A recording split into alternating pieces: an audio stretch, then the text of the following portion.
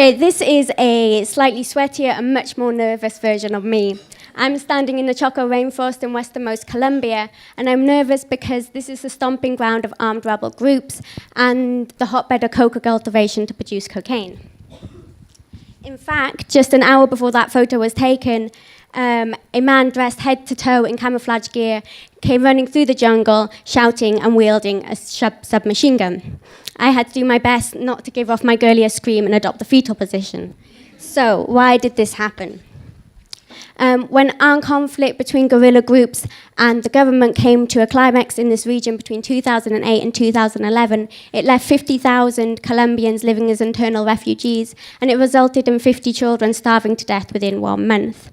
Thankfully, 2 years on, and this region welcomes relative peace. But the army is still monitoring the movement of people to clamp down on illegal activities. So luckily, when the armed official approached us, our reason for being in the jungle was acceptable, if not a little bit bizarre. We were in search of a frog. This takes me on to the next reason why I was incredibly nervous. Sitting calmly in the palm of my hand is the golden poison frog. This is one of the deadliest creatures in the world. Drenched on this little guy's skin is enough poison to kill between 10 and 20 people. Yet, despite the incredible nature of this species, it has been driven to the edge of extinction. Deforestation of the rainforest, driven by coca cultivation, gold mining, and a rise in agriculture, means that this frog is running out of habitat. It is now an endangered species and hangs on to survival in Colombia and is found nowhere else on Earth. Luckily, the people that share this forest with this deadly frog have agreed to give over some of their land so that it can be designated a protected area. As little as 2 years ago, this community's home was a battlefield. Today, the region is relatively safe, but outside companies have descended in the search of timber and gold. Gold mining within this region, the extraction methods used in gold mining pollutes rivers with toxic mercury and siltation. This has a catastrophic effect on fish populations, which this fishing community needs in order to make a living for their family. Yet, despite the hardships these people face, they are still willing to give up their land to protect a frog.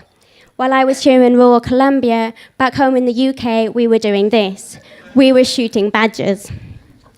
So this made me start thinking of why rural communities in Colombia are willing to give over their land to protect a frog, while in the UK we go against the wealth of evidence, scientific evidence, and we choose to destroy.